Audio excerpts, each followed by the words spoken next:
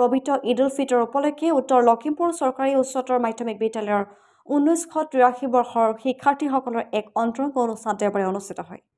সহপাঠী টিআৰচিৰ সভাপতি ডাক্তৰ ধ্ৰুৱজ্যোতি বুঢ়াগোহাঁইৰ সঞ্চালনাত অনুষ্ঠিত অনুষ্ঠানটিৰ আধাৰে সম্পাদক ৰঞ্জিত দত্তই এই অনুষ্ঠানত সহপাঠীৰ সতীৰ্থসকলে গীত জিকিৰ আদি পৰিৱেশন কৰাৰ লগতে আগন্তুক দিনত লখিমপুৰৰ শৈক্ষিক আৰু সামাজিক উত্তৰণৰ হকে কাম কৰাৰ বাবে সংকল্প গ্ৰহণ কৰে।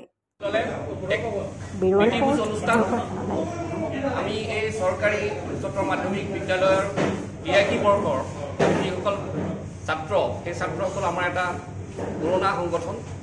আমি সকলোৱে একেলগে এনেকুৱা এটা অনুষ্ঠান আমি মাজে সময়ে কৰি থাকোঁ।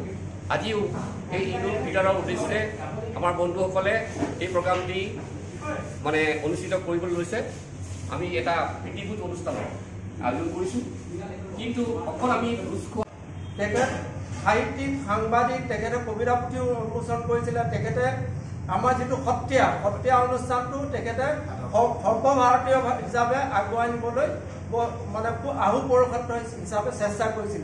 তেখেতে অল ইণ্ডিয়া আপোনাৰ সাংবাদিক মহাসংঘৰ সদস্যও আছিল।